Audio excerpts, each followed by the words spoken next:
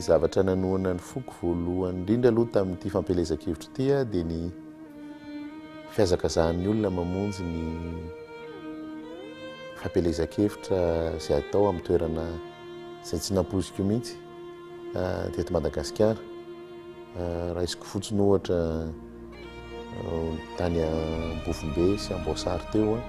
marina fefa matetika no manao fitsidihana tany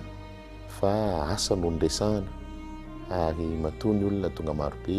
tsy nisy mpanakanto satria tsy afaka niaraka tamiko ireo namako mpanakanto anankiroa izay mpiaradia amiko teo amin'ny nandritra ny fifidianana kanefa dia tonga marobe ihany ny olona. Raha wakatia maly izao no lazaiko tamin'ny prince sy liana izay namorona niny iriny ary miaraka tamin'ny foana. Maka ina aloha ianareo menada fa zara ho any amin'ny tapany atsimo mba tiako ho fantatra hoe ianareo menada ve ny atongavany ny vahoaka ny faritra atsimo sa iza ka dia miporofonareo eto Amboasary androany fa isika menakavo mifankaty ny atongavanareo fa tsy liana sy prince koa ka dia tena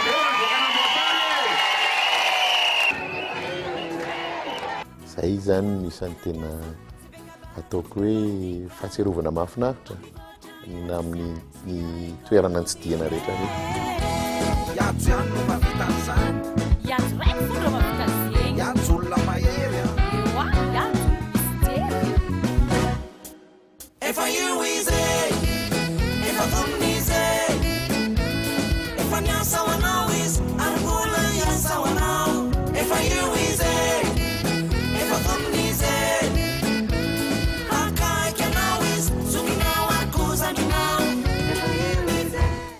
mampalahelo aloha dia voalohany indrindra ilay fiverenana ilay fomba ratsy taloha. Za efa be ny tanàna any ambanivohitra efa niaina ny faneriterenana ny olona any ambanivohitra. Isan'ny nangatahako fanovana teto amin'ny firenena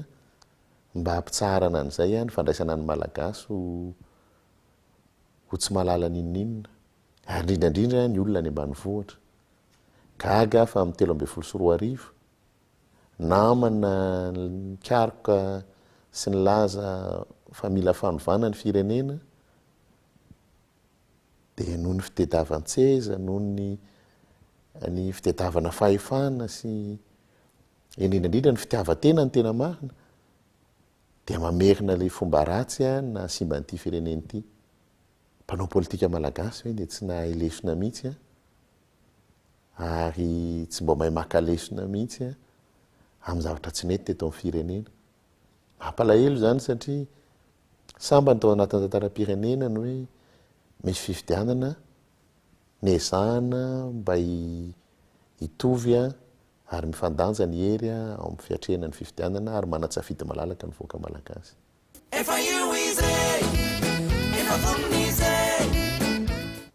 Ny afa-po tsy sarotra ny miteny hoe afa-po satria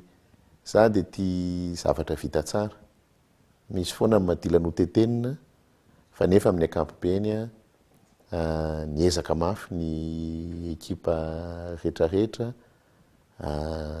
nampandeha ny fampelezan-kevitra ary manararoatra eto misaotra azy ireo satria vitsy amin'izy ireo no mbola nahalalany zany atao hoe fampelezan-kevitra sy ny raharaha politika fa noho ny finiavany noho ny fitiavany dia nafoy andro nafoy fotoana nafoy fananana mihitsy ary tonga manampy nandritra izay volana maromaro zay satria resy lahatra izy fa afaka miara-miasa afaka hitondra zava-baovao ho an'ny malagasy isika rehetrarehetra.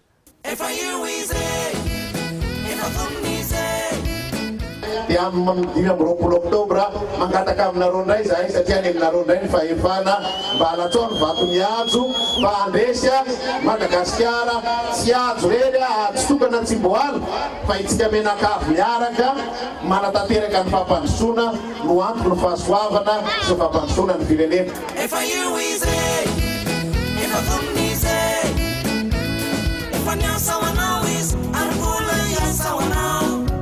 faniriko a dia mba ny zanaka malagasy rehetrarehetra aloha dia mitovy ary mitovy ny vitana ahafahana miatrika ny fiainana. Ny tenako dia azo lazaina hoe ny angaga ny vitana ihany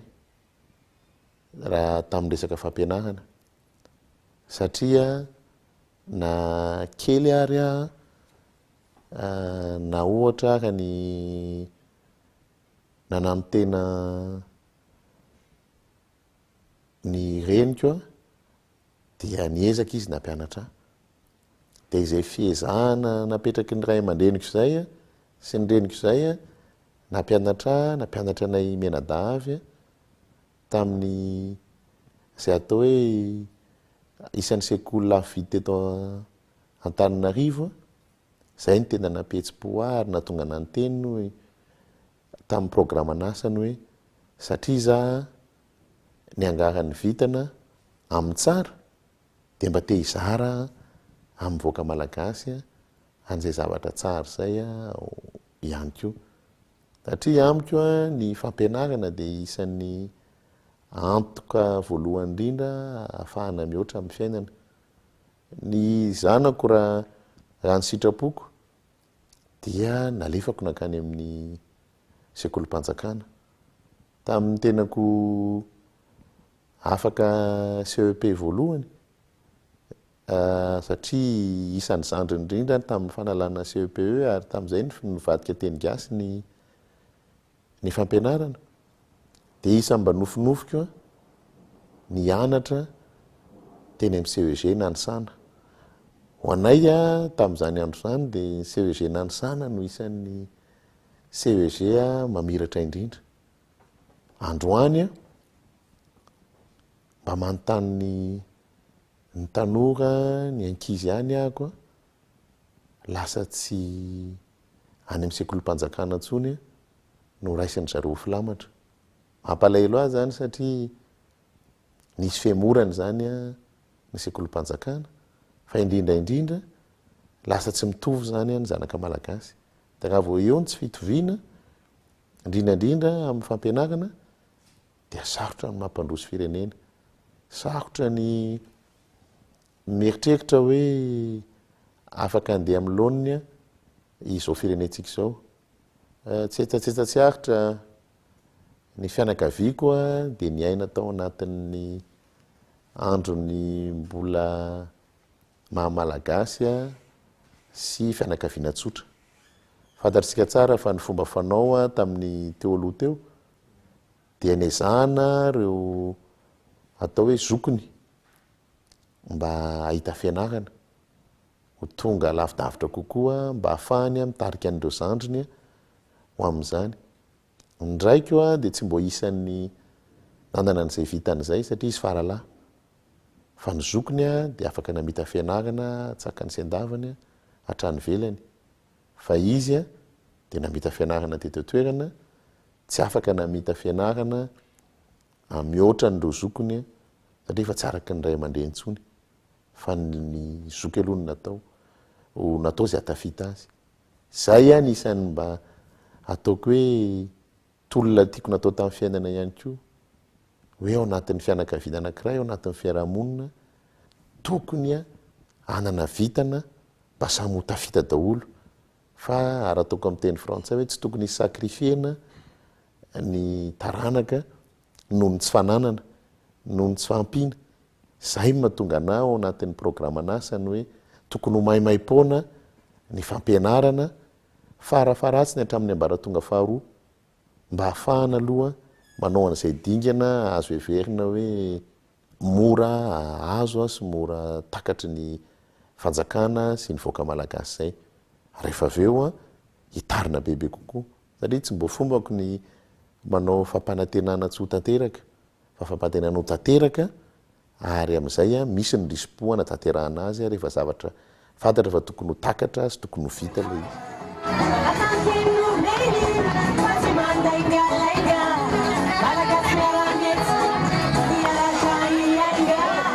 Natonga ny olona mikorotana ary sy ny tsy fandriam-pahalemana dia fantatritsika tsara fa marefo ny fanjakana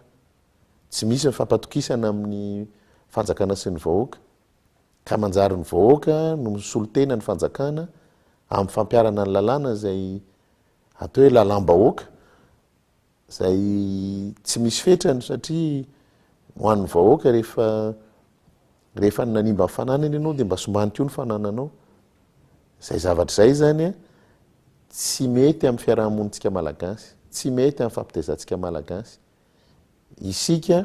raha tiana ilamina ny firenena raha tiana andro fahalemana ny firenena tsy ny fampiasana ny mpitandro ny filaminana ary mampalahelo satria maro tamin'izy ireo namony ainy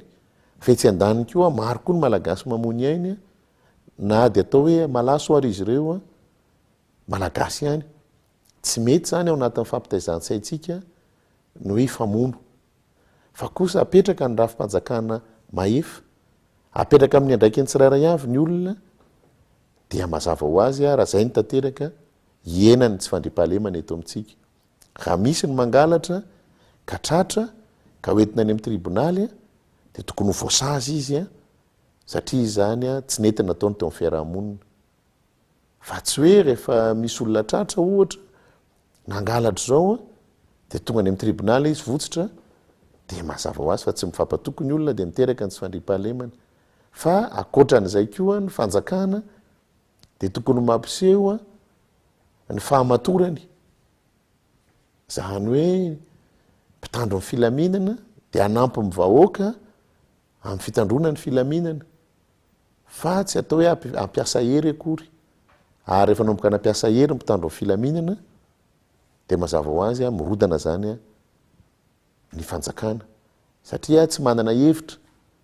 tsy manana sosikevitra tsy manana finiavana ntsony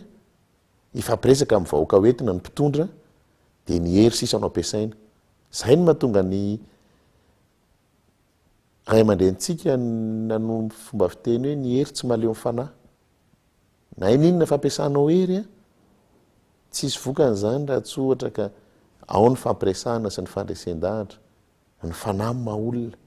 dia zay maha olona zay amiko ny tena zava-dehibe koa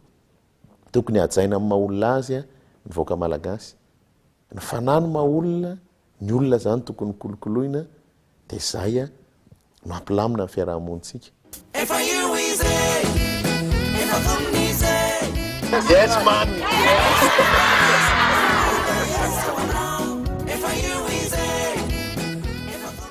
Za efa nanao fanapahan-kevitra fa rehefa zany ho lany filoham-pirenena dia za dia hiala tsofolohan'ny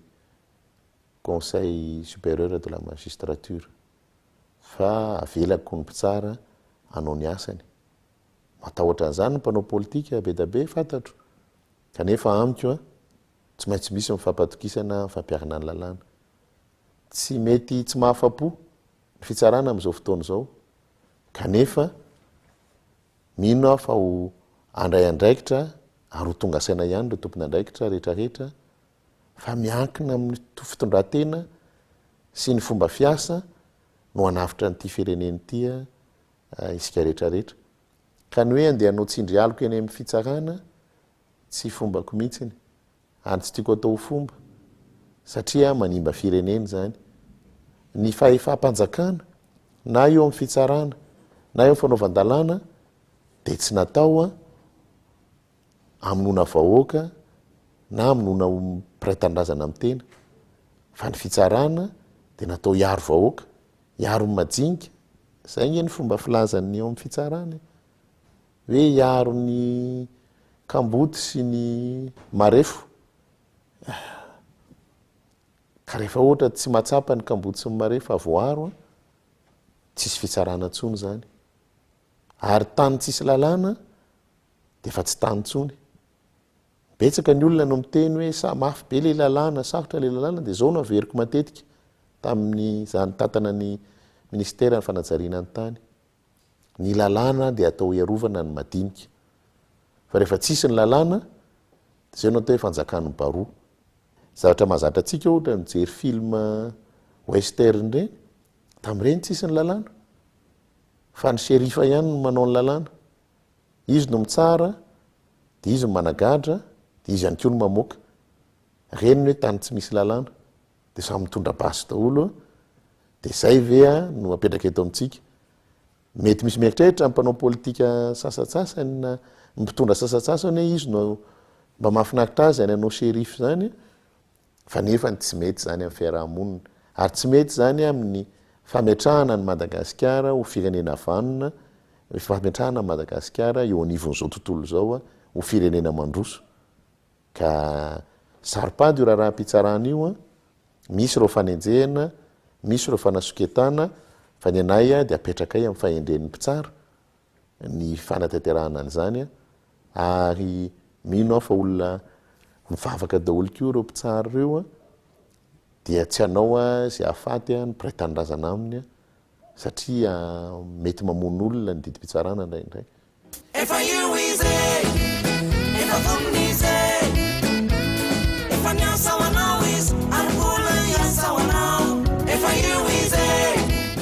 Ny fanatanjahantena mpilalao rugby fotsiny fa tsy tena ataoko hoe ny lalao tsy mbola misy moa matianina eto amintsika fa hoe maharitra tamin'ny rugby fa saiky nataoko daholo ny fanatanjahantena rehetrarehetra rehefa tanora moa ny tena dia tia manandranandra na fanatanjahantena io.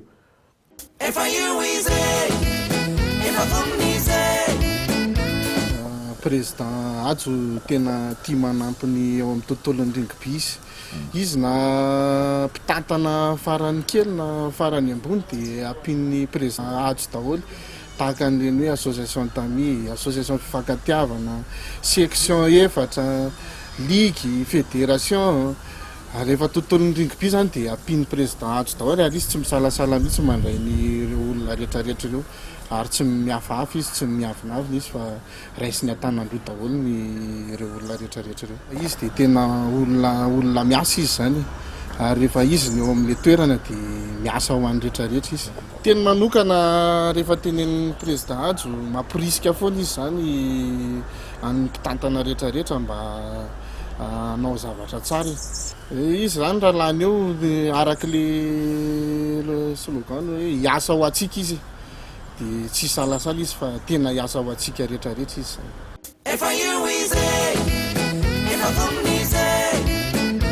Aminay mpanao rugby izy anisan'ny olona ray aman-dreny zoky izay nanampy be dia be anay tokoa teo amin'ny kilalao izay nitantanina io satria raha aminay périférika zany zao dia tsy dia mba misy fidiram-bola loatra ny baolina aty atsimondrano aty. Sarotra be anay zany namolavola fitaovana na kopy omena rehefa mifarana ny kilalao rehefa mitao pilalaovana anankiray nefa ny fisian'io ray aman-dreny io dia maivana taminay tokoa ny fanatotosana an'izany match zany rehefa amin'ny farany taonan'ny saison reny. Tsy katsikatso politika ny anazy fa fitiavana anasoan'ny tanora ampandroso an'ilay sport malagasy mihitsy ary araka ny tantara koa zany raha fahalalana an'ilay izy zany amin'ny zavatra ny ainany dia tao anatin'ny tontolo rugby io konkoa izy ny aina na ny ray aman-dreniny na ny tenany ary anankiray nanosika anazy zany hanampy amin'ny mpanao rugby ary amin'izao izy eritreritra ny tondro zao dia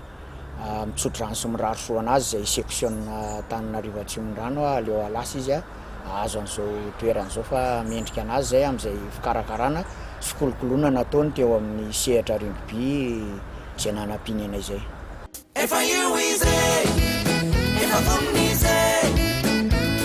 Ny dadany no ifarako naty rugby dia nitoizany le izy tateo arina satria raha tantaraka fokely ny tantara momba ny dadany dia ny dadany anisan'ny présidentna Akazomanga tamin'ny fotoana fahavelony tamin'izy mipetraka tao Akazomanga ary anisan'ny lalao tao ny président Hajo. Avy nitondra an'Akazomanga ny dadany dia lasa nitondra ligna Analamanga koa mitantana ny rugby.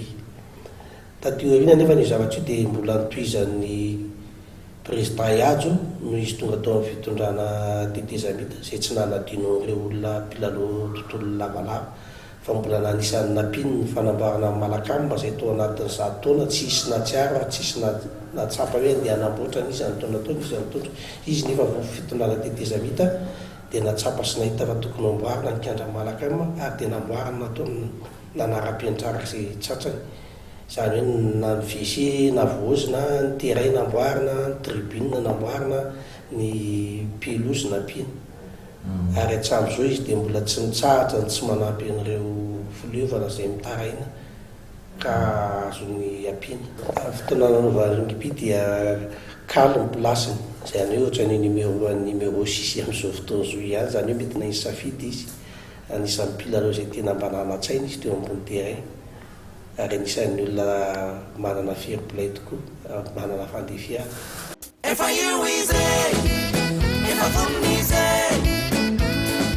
fa ny zavatra tsapako a dia tsy ampy a ary tsy mipetraka tsara ny politika ny fanatanjahantena eto amintsika ministeran'ny fanatanjahantena dia matetika lasa ambany zavatra na koa ny tompona andraikitra amin'ny fanatanjahantena mihitsy a manao anjambany zavatra amin'ny ministeran'ny fanatanjahantena zomena azy nanampy zay a nandritrana ministra anay a taranja vitsivitsy isan'izany a ny basketball ohatra dia hitatsika fa azo atao tsara ao anatin'ny fotoana foy a na mpamirapiratra ny Madagasikara teo amin'ny sehatry ny basketball. Momba an'iny a dia tsara tsy pihana fa hatrany amin'ny fiandohany izany hoe tany amin'ny fanapahan-kevitra dia tany a no efa nisy ny fampirisahana teo amin'ny tompona andraikitra voalohany tamin'izany tamin'ny ministeran'ny aménagement du territoire sy izahay tato amin'ny fédération hoe ilain'ny firenena ve a ny fandraisana an'izany afro-basket zany amin'izao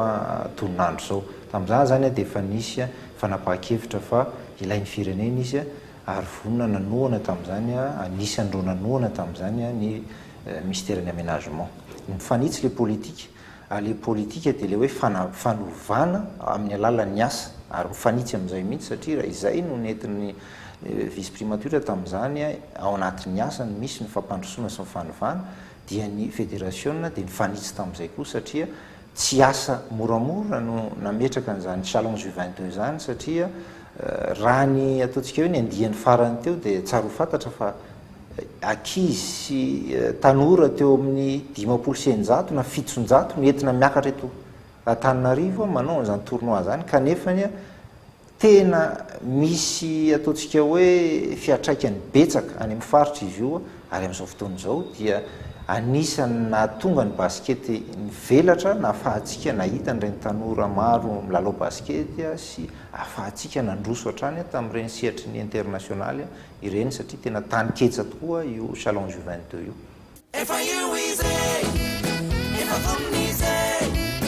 Aty Afrika zao dia tsika no isan'ny atao hoe fitaratra indrindra amin'ny fikarakarana lanonany iraisam-pirenena sy fanomanana ataoko hoe la fanitsanana resaka basketball nanosika an'io fédération io zay satria tsapako fa misy mifahavonona teo amin'ny ekipan'le fédération ary mazava tsara ny tia nitondrana ny taranja basketball ary mazava tsara ny tanjona tianao ale dia ny ahafahan'io taranjo io misokatra eran'izao tontolo zao ary ahafahany ny ankizy malagasy mandray anjara amin'ny zany seha-panatanjahantena zany dia ny fanometanana zay ny ainay dia ny manao ny fotodrafitrasa manao ny fanosehana ataoko hoe arabola ny fédération fa ny politika fampiroboroboana n'ilay taranja dia ny fédération manokana dia zay no nataoko hoe isan'ny asan'ny fanjakana zay ny tiana apetraka rehefa mitatana fanjakana. Anisana ny tanana anay ny candidat Hajo ANDRIANAINARIVELO satria raha ohatra nanaraka ny fandaharany fédération malagasy no amin'ny taranja volleyball isika dia mahatsikaritra fa be da be zany ny activité izay nataonay nanomboka tamin'ny 2006 tao ny goavana indrindra izay nanomezany candidat Hajo ANDRIANAINARIVELO no tanana ny volleyball zany dia fanaovana ny terrain mixte vita soamantsara ny terrain mixte 220 eran'ny région zany région 220 dia nanao dotation na matériel ihany koa ny candidat Hajo ANDRIANAINARIVELO dia natambatra izay zavatra roa izay zany satria ireo anisan'ny point anankiroa zany a ahafahana mampiroborobo ny taranja iray zany a dia ny infrastructure ray a dia matériel. Tsy adino ihany koa fa mbola nanohanana ihany koa izy a tamin'ny coupe d'Afrique des clubs champions izay natao teto amintsika tamin'ny volana aprily lasa teo zany tamin'ity taon'ity. Ary raha antsika malala ihany koa fa io coupe d'Afrique io a zany a sambany voanisy teto Madagasikara amin'ny taranja volleyball ka dia tsy ny salasala izy nanome tanana anay. Ny fanjakana dia natao hanamora, atao hanosika fa ny fanjakana tsy mitsabaka amin'ny fitantanana ny fédération na ny politika ny fanatanjahantena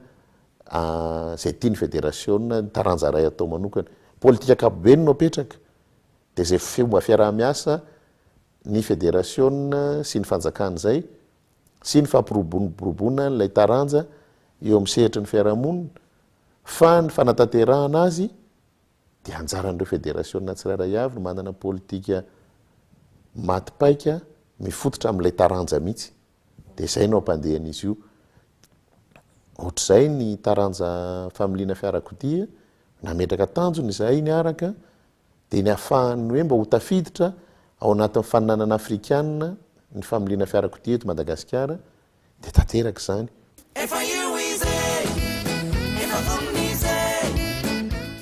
Anisan'ny olona tena nanampy be anay tao anatin'ny taranja ny sport automobile.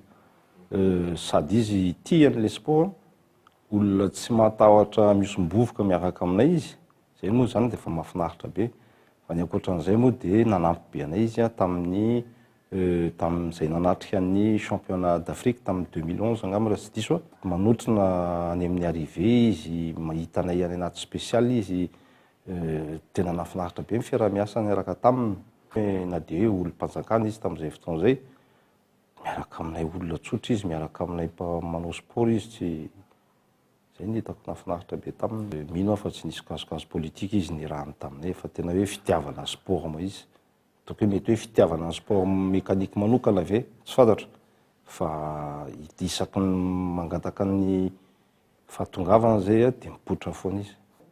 Hitako hoe ny voanay izy nanampy anay nivoaka tany amin'ny Afrika zao, hatramin'ny voanay tany amin'ny Afrika hitako tena nivoatra be mihitsy ny sport auto aty Madagasikara. Tany amin'ny Nairobi, tany amin'ny Kenya, tamin'ny manchina championnat d'Afrique, tsy prévu iona taminy. Fa izy moa sendra nakany izy tao amin'ny asany dia niona tamin'ny tany dia nanampy anay ny ataoko hoe ny relation présentation amin'ny olona ny manam-pahefana tany sy ny rehetrarehetra. Izay zany ny zavatra tena hitako hoe nisongadina be taminay zany ny fanampiana tany ivelany tany. Nangatahana tamiko dia ny hoe isaky ny mba misy faninana atao dia mingavy anao monsieur le ministre mba ho tonga foana ankahery mba ho tsapany olona ny ivelany fa ny fanjakana malagasy dia isan'ny mandray an-tanana mivantana ny fanampiana n'ilay taranja. Dia antanjona zany dia tokony misy an'izay hoe fihetsiky ny fanjakana tena manampy ary mamesehatra ny taranja fanatanjahantena rehetrarehetra fa tsy hoe ny fanomezana valopy sy fanaovana tsodrano rehefa andeha ho any ivelany, izay akory no fanampiana ny taranja fa ny manana politika miainga avy any fotony amina tanjona anankiray foezaka sy lavitrezaka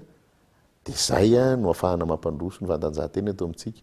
Ary io fomba fijery izay za mieritreritra fa zay azo ampiasaina amin'ny sehatra maro samihafa amin'ny fiainam-pirenena. Asiana ny tanjona dia ny anjaranao mafanjakana anao dia manampy ny olona tsirairay avy anatratra n'izay tanjona izay, hanamora ny fahatratraran'ny olona tanjona tiany tratrariny eo amin'ny sehatra iasany na iainany.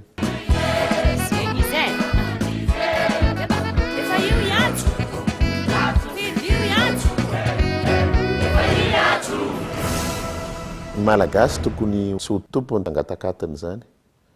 fa ny malagasy no tokony ho tompona andraikitra voalohany amin'ny fitantanana ny arentsika rehetrarehetra. Zatra mampalahelo hoe ary ny politika anay de mazava ohatra raha resaka ataoko hoe tontolo iainana arem-pirenena ny tontolo iainana de ny any velany ve ny voatery ampianatra atsika ny kajiana ny tontolo iainantsika zay tsika no mahazo tombony voalohany aminy sy miainao anatiny de ny politika tiany apetraka de ny fandraisana ndraikitry ny malagasy a fitantanana ny arem-pirenena amin'ny ankapobeny na eo arenakibon'ny tany na ambonin'ny tany na ny tontolo iainana manontolo fa ny any velany a de manampitosika fotsiny a fa itsika no mametraka ny fomba fijery sy ny fomba fitantanana tiatsika ho anaovana ny firenentsika mikasika an'ireo fanarahana amin'ny mikasika ny arenakibon'ny tany kely de kely ny anjaran'ny malagasy kanefa azo atao tsara ny miady hevitra ary ny sosikevitra ataonay de tsotra azo atao ny mampitombo an'izy io fa kosa mila manokatra isika tahirim-bola iray manokana ary napetraka hoe fond de solidarité minier zany hoe ny arenakibon'ny tany rehetrarehetra ary ireo vola rotsaky ny mpitrandraka ny arenakibon'ny tany de tokony isy apahany mipetraka amina tahirim-bola anankiray mba ho fantatra ny taranaka faramandimby any aoriana any fa nisy arena teto amin'ity fireneny ity ka io zany a no mba anjarany tamin'izay arena zay tsy very io vola io fa araka amin'ny fomba fiteny amin'ny teny frantsay hoe fond souverain io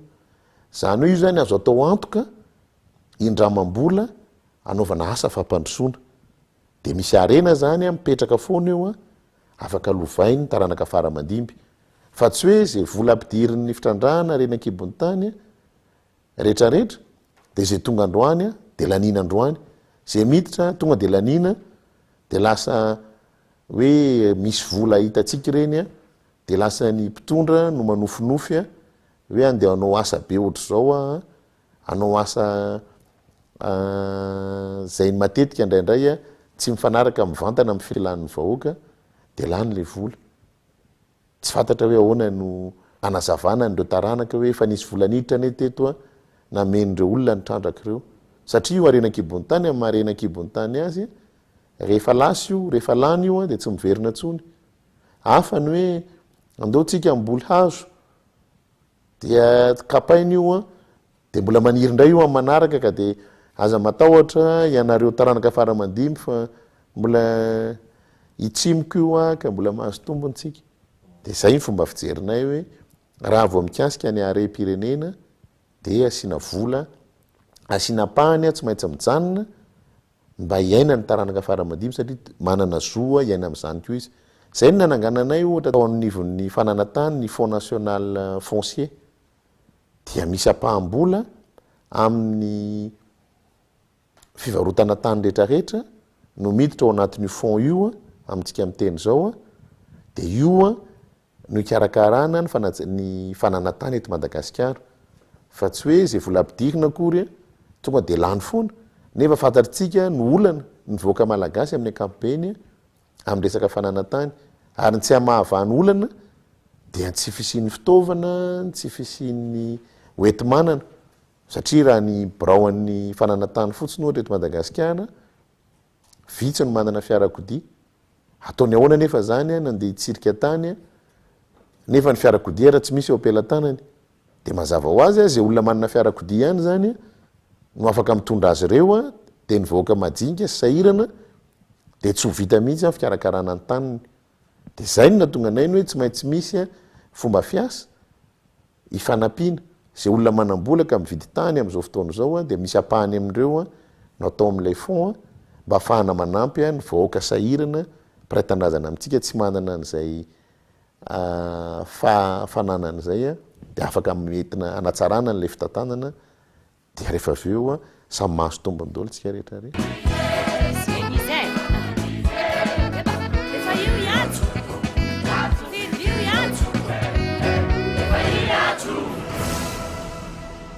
Nanitry ty fampelezakevitry ty aloha de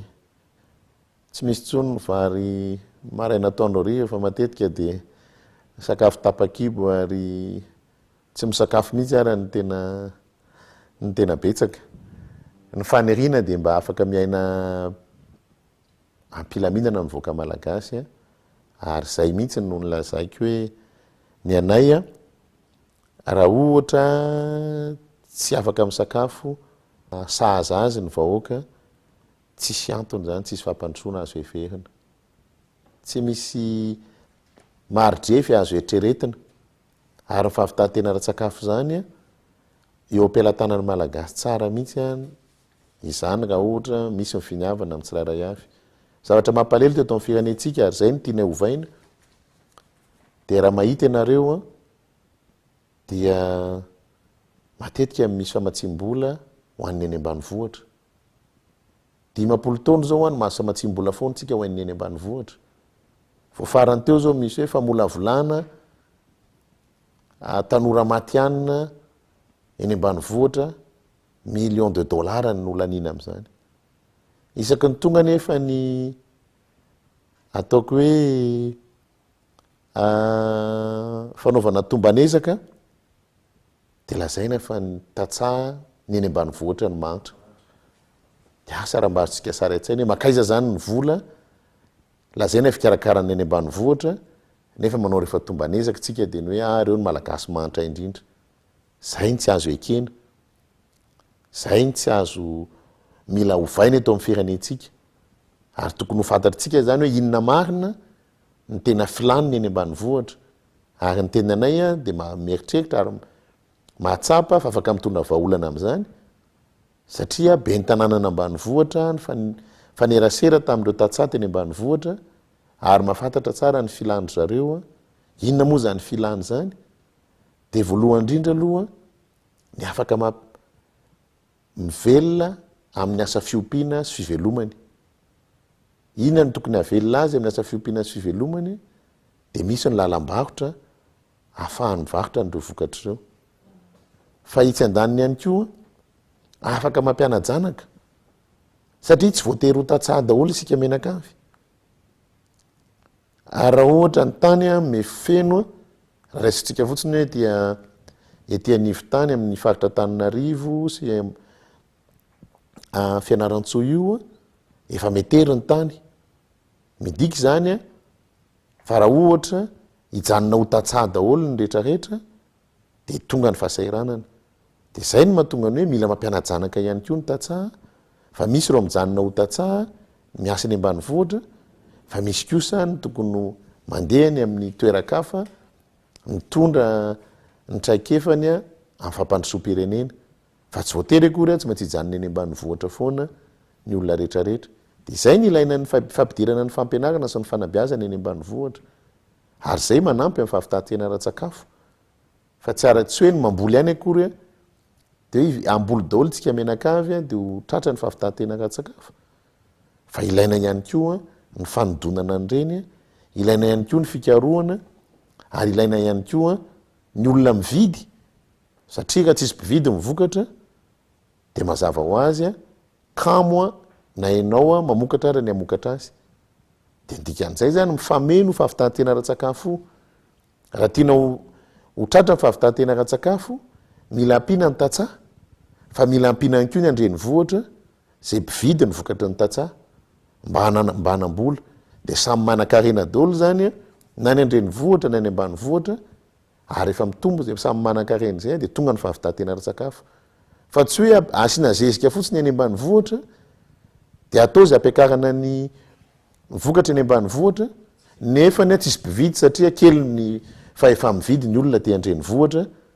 tsy mifameno zany ary zay ny fahadisoana matetika misy eto amintsika fa tsy hoe ampitomboana fotsiny ny vokatra fa mpividy koa tokony ampitomboana ihany koa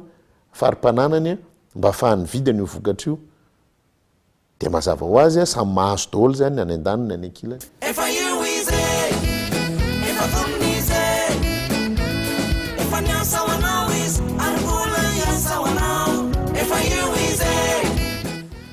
ny tenako aloha isaorako an'Andriamanitra fa tsy dia matetika tsy salama ary rehefa tsy salama hatramin'izay dia totoerana ihany no mitsampy tena fa tsy mbola nandeha tany ivelany raha mbola vita teto toerana ary isaorako an'Andriamanitra fa mbola vita teto dia teto ihany satria amiko isan'ny mampalahelo ny resaka fahasalamana eto amintsika isika malaza ho manam-pahaizana ary tsy vitany hoe malaza fa tena manam-pahaizana mihitsy raha miresaka fitsaboana. Isika manana faculté de médecine, isika manana fampianarana ho infirmier, sage-femme, kanefa ny firenentsika dia sahirana amin'ny ara-pahasalamana. Zay le tsy famenono le lazaiko teo hoe ny fitantanana raha-panjakana tsisy antony nananganana an'izy ireny raha ohatra aty amin'ny rehefa mivoaka ireo mpianatra ireo tsisy asa ahafahany miasa mampiasa n'izay fahaiza-manao azo an'izay. Ka raha tiana misy fahasalamana atao hoe mirindra sy milamina eto amintsika dia mila karakaraina aloha ny fampianarana, fampiofanana, fa mila karakaraina ihany koa areo hipiasa ny fahasalamana rehetrarehetra ihany. Fa raha ohatra tsy izay no mirindra dia mazava ho azy amokatra mpitsabo tsika zay tsy hitsabo akory satria zavatra hafa no alehany rehefa aveo dia rehefa zavatra hafa no ataony fa tsy mitsabo izy dia miaina koa zany ny fahaizan'le ary amin'le sekoly rehefa aveo satria ny traika efa hita ao anatin'le fiasana manao fitsaboana very satria tsy mifatoka amin'iny intsony ny asan'le mpitsabo fa zavatra hafa ny tena ataony ao anatiny eo. Dia zay no mahatonga nay ny hoe tafiditra anatin'ny fahasahiranana ny firenena ary tafiditra anatin'ny fahasahiranana izay tokony ho vonjena malaky ny zanaka malagasy ary tokony ho maimaimpona ny fitsaboana ny zaza sy ny reniny latsaky ny 5 taona. Ny antony dia tsotra, raha teraka ny zaza mandra-pahatonga ny 5 taona na mihoatra kely dia eo ny tena mamolavola ny sain'ny zaza, ny vatan'ny zaza, ny vatan'olombelona. Ka raha ireo zaza ireo zany dia ny mbola kely ny tsy ampy sakafo no ratsy fitsaboana dia mandra-pahalehibeany dia takaitra mipetraka ao aminy iny. Ka ho fitsinjovana ny hoavin'ny firenena sy ny hoavin'ny taranakitsika dia rariny sitsiny aloha raha dia ny mbola kely ny zaza dia raisina tanana mihitsy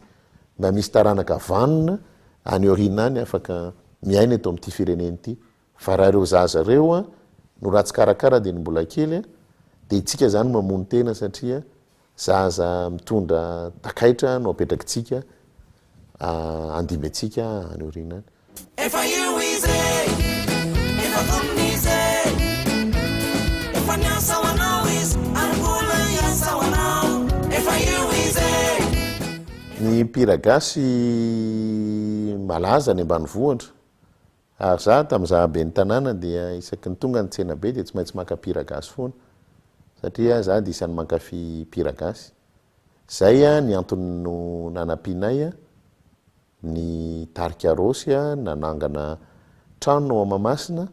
andraisana an'ireo mpira gasy tonga eto Antananarivo rehefa manao fampisehoana eto izy ireo ao ambadiky ny gradin Mahamasina ao.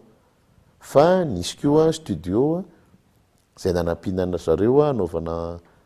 fandraisam-peo ny tarika hira gasy. Malaza izy ireo ny ambanivohitra saingy tsy malaza angamba ty amin'ireny vohitra rehetrarehetra fa tokony ho averina ao anatin'ny kolotsaintsika malagasy sy indrindra ny tanora amin'izao fotoana izao fa io hira gasy io ny tena mahamalagasy atsika ary mampianatra lesona ny fiainana be da be izy io satria ireo mpira gasy ireo dia miaina ny fiainana andavanandro ary ny zavatra tantarainy dia ny fiainana andavanandro. Mety mitovy ihany sy ny hira moderna fa ny ba gasy sy ny fomba tantarany azy fotsiny mahasamy hafa azy. Fa raha mihaino hira ataoko hoe variété itsika dia mitantarany fiainana ihany koa fa amin'ny fomba hafa.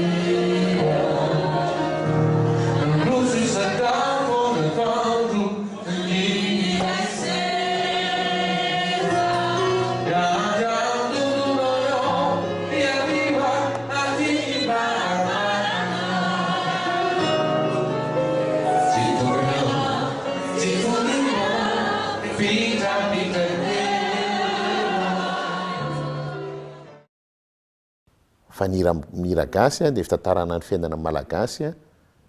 amin'ny toetsaina sy ny fomba fanao malagasy zay miainga avy amin'ny kabary miainga avy amin'ny lovatsofina miainga avy amin'ny ataoko hoe ny fahendrena eny ambanivohitra na tanàn-dehibe ary miaina amin'ny hoe tsy mijery arina tava zay angamba no mikasika ny niragasy zay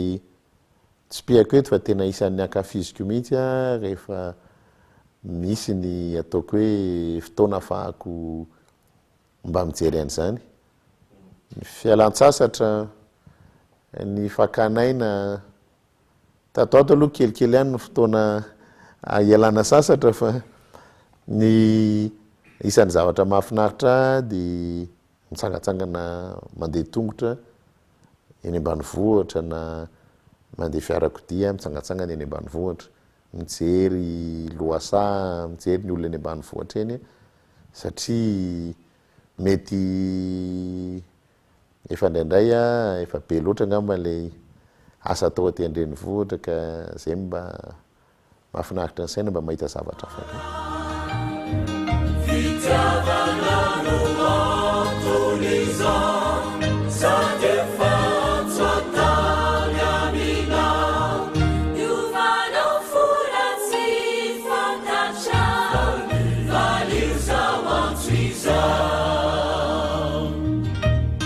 mety totra ny ajo angamba zay za tsy mbo tia miovaova fa rehefa nanapa-kevitra hoe ohatr'izao no atao dia ohatr'izay koa ny tapa-bolo mahafinaritra dia iny mpanety iny ihany zany mahafantatra an'izay mahafinaritra zay sy mahita an'izay eritreritra zay dia izy foana aloha hatramin'izao no mpanety dia na amin'ny fiainako aho raha tsy dia tia an'io miovaova io ahako za rehefa manapa-kevitra dia manapa-kevitra dia tanterahana fa tsy dia mety amiko ilay manapa-kevitra arakaraky ny toetrandro satria tsy afaka mijery lavitra mihitsy zany ianao amin'izay tsy afaka mandinika mihitsy mety tsy hoe zay fanapa-kevitra andraisina dia mety daholo fa rehefa amin'izy tsy mety koa dia sitomana lesona mba hakana hevitra tsaratsara kokoa manaraka fa lay manapa-kevitra androany dia miova rapitso dia tsy mety amiko mihitsy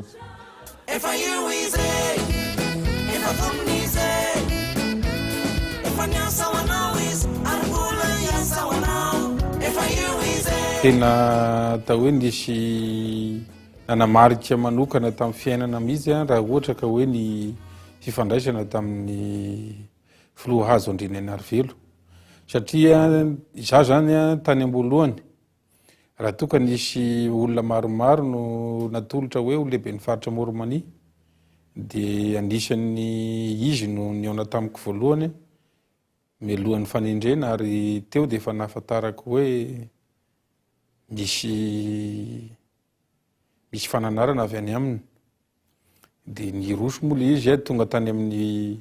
fanendrena dia nisy ny fiaraha-miasa dia tao anaty fiaraha-miasa zaraiky roa mazava hoe nisy ny fiaraha-miasa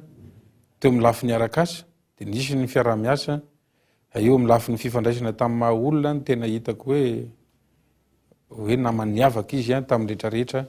tao anatin'ny hoe mpiara-mitondra eo amin'ny lafiny asa aloha voalohany indrindra eo amin'le hoe fanarahan-dalàna satria efa voafaritra tao hoe izahay lehibe ny faritra dia solo tena mpanjakana iny anivon'ny faritra ary misy ny gouvernemanta zay aty amin'ny gouvernement central tamin'izay fifandraisana zay tena nipetraka tsara arak'izay zany lay atao hoe fifandraisana teo amin'ny lafiny arakasa tena napetrany hoe solo tena zahay ihany dia akany hevitra foana raha ohatra ka mahakasika ny faritra tantaninay ny zavatra misy ary tsy vitan'izay ihany koa fa raisiny ny sosokevitray ary izy ihany koa manolokevitra anay rehefa hoe misy le fiara-miasa indrindrandrindra rehefa hoe aty Antananarivo anao avy any amin'ny province ianao miakatra aty Antananarivo ka hoe misy fantany fa manan-danja le fionana tsy avela mody ianao raha tsy tena tafahoana aminy ary na alina ara eo amin'ny eo anosy io a de voatazo na alina eo foana zany izy eo anatin'izay. De amin'le lafiny fotodrafitrasa eo ny ataoko hoe manana fiavahany satria izy miaino ny etaetam-bahoaka. Le tiako tenena am'izay a ampifanarahana am'ilay fangatahan'ny olona avy any fotony ny famatsim-bola ataony. Tena manampy izy amin'le hoe rehefa tena voaporofonao fa etaetam-bahoaka io a de tadiaviny mihitsy izy fomba rehetra hoe ahoana ny ahafahana mamaly an'ity etaetam-bahoaka ity. Zay zany ny zavatra anankiray aloha tena ohatrany hoe hitako fa nisongadina. Ny zavatra hitako raha ohatra ka amin'ny Hajo Andriananarivelo, izy zany tsy de karazan'le olona hoe tapo-pahefana ohatra. Efa nitondra izy nitakosina tamin'ny vahoaka izy tamin'ny mahabe ny tanana azy. Niakatra ka kelikely zany fahefana teo am-pelantanan'izay. Ary mino aho fa voafehiny. Satria tao anatin'le krizy, tato anatin'ny tetezamita koa nge, nisy ady hevitra mifanesesy maromaro. Zay tao hoe tsy maintsy anapahakevitra ivoahana amin'le krizy, ary tsy maintsy iarovana ny atao hoe tombontsoan'ny firenena. De hita hoe tena rehefa mandray anjara ao anatin'izany izy mijoro amin'ny fanapahakeviny. Iarahantsika mahalala fa anisan'ny averiberiny foana le hoe tsy manary namana izy, ary fantatro sy efa hitako zany zay hoe izy tsy manary namana, ka de mba ho tazominy zany zay, de ho tazominy ihany koa lay fomba fiasany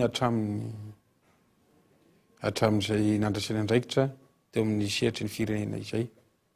Satria fantatro tsara fa anisan'ny tia namana izy ary tia manasoa olona ihany koa.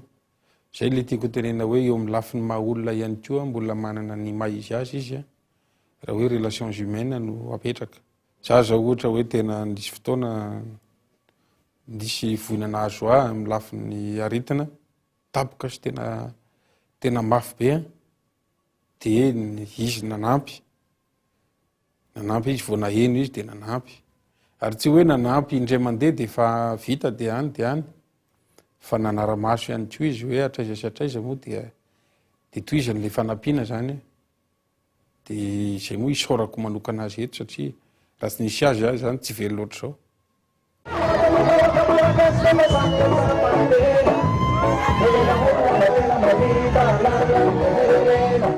Za ny fanarahana tiako apetraka aloha de fanarahana mivoaka malagasy, zay no natonga na nilatsaka ho filoham-pirenena. Ary izay no natonga za no nametraka voalohany indrindra ny taratasy pilatsahako fidiana filoham-pirenena. Tsy niandry fanarahana atsimo sy avaratra koa fa tonga de nilatsaka. Zay ny amiko ny zava-dehibe ny fahavononako sy ny fahatsapako fa misy adidy ho raisiko eto amin'ny firenena. Ary amiko aloha de tsy nisy fanarahana tamin'iza mihitsy ny latsahako filoham-pirenena, fa ny tiako atongavana de famatorana mivoaka malagasy ahafahany ty firenena ty mandroso.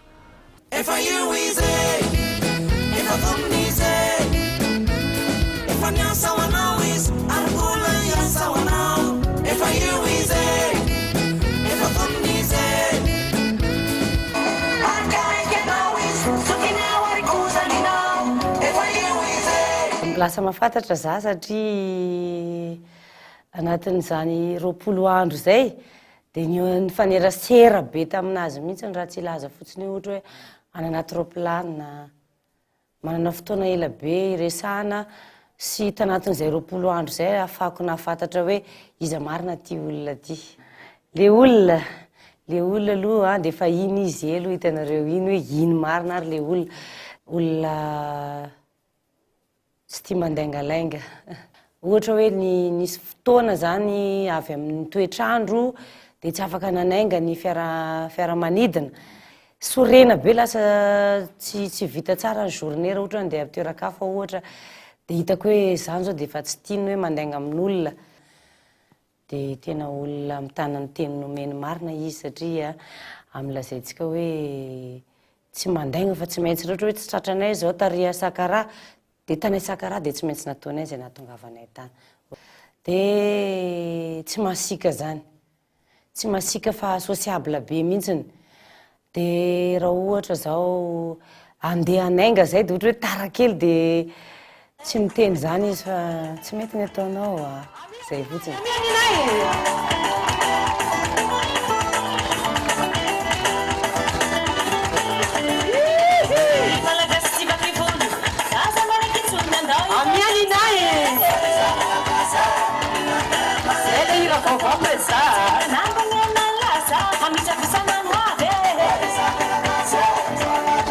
Tena zay aloha sarotra mandainga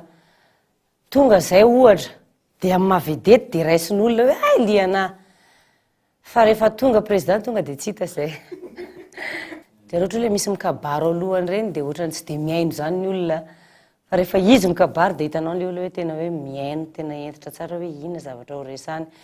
Mirary anao lany aloha za voalohany indrindra za sy ny fianakaviako rehetrarehetra sy ny malagasy rehetrarehetra zay manao ananao aloha za mino fa mirary anao lany de mirary soan'ny sy ny fianakaviany satria mitovitovy ihany zay raha ohatra ka raha samy maha olombelona samy manana fianakaviana laozana isan'andro andro aman'alina am'le fampelezan-kevitra de makaherany izy mianakavy kely de makaherany président ho tonga mitanjona iriny hitondra ny firenena de manentana ny vahoaka malagasy za hoe tena te hanao zavatra tsara ho antsika malagasy izy a. De rehefa tena lany ianao président de tazomy marina reny tena teny menao reny sy le toetranao reny fa tena mahafinaritra. Tena ho anay manokana de tena touché hoe tena misy olona te hanao zavatra marina fa tsy kobaka ambava fotsiny.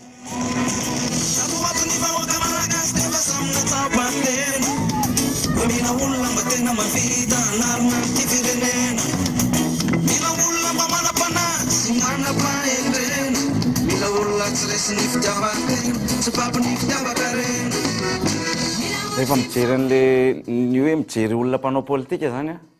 de ny vahoaka tsotra ohatranay zay moa vahoaka tsotra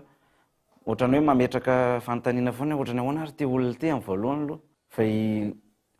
iny le fihetsika hoentan'le lohany iny zany a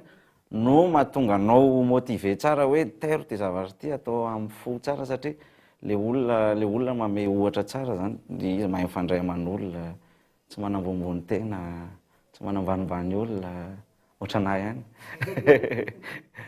izy zany olona matanjaka be raha oharina amin'ny atleta izy amiko a de ohatran'le manaotro zao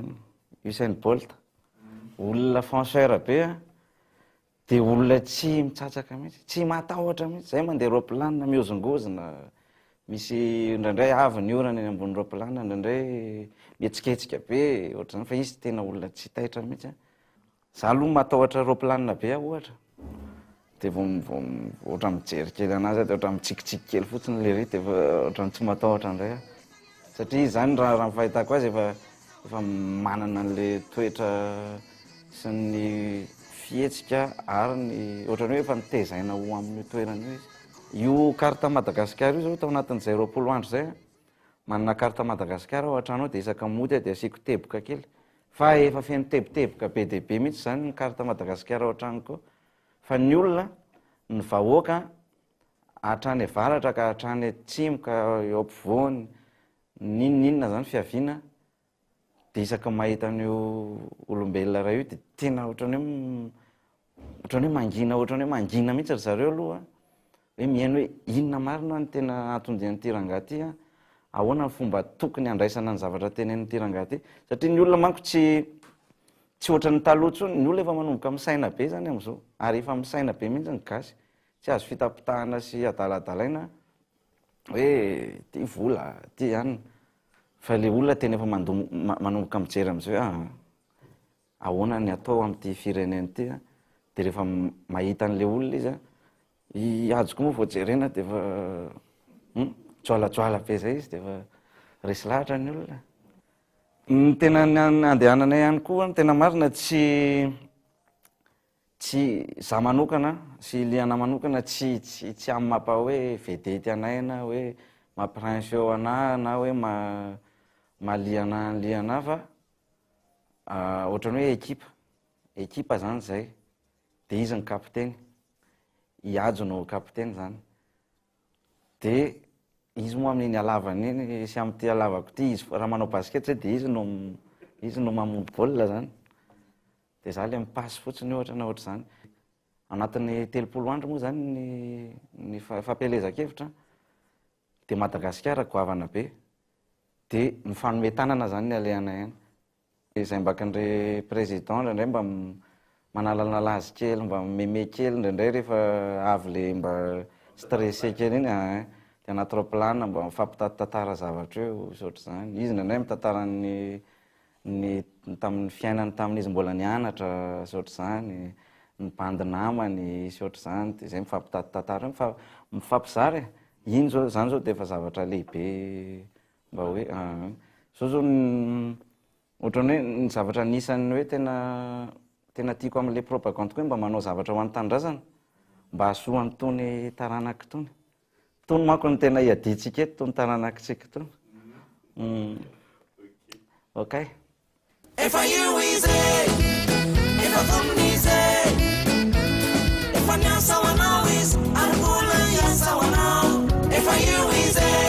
Manao azafady tompoko lasy tompoko vavy, ny azafady moa fangatahn-dalana raha iteny sady fanomezam-boninahitra izay tenenana. Izao no mitondra tena voatrodraondra ray aman-dreny, malaza izao ny fifidianana hatrany toliaraka hatrany tsiranana. Fa hoy aho hoe ny filamy mila takotra ny loha mila satro, andao ary fidintsika ilay zatra fitantanana, fidio ary tsay ary tolory-tanana. Ilay filoha efa tsara fanomanana, isinda ny krisy ny alahelo, fidio ary ANDRIANAINARIVELO. Manaiky anao zoky ray aman-dreny, azy ilay filoha tsy mivadika amin'ny teny nomena. Tsy mpanao politika fa zazakely mpikabary, asa misy pirofony eny ato ka tsy maintsy abaribary. Raha misy mandombaravara avy hatrany izy dia mandray an-tanana, malagasy mara-miainga ny tsara fitantanana. Misaotra tompoko lahy, mankasitraka tompoko vavy.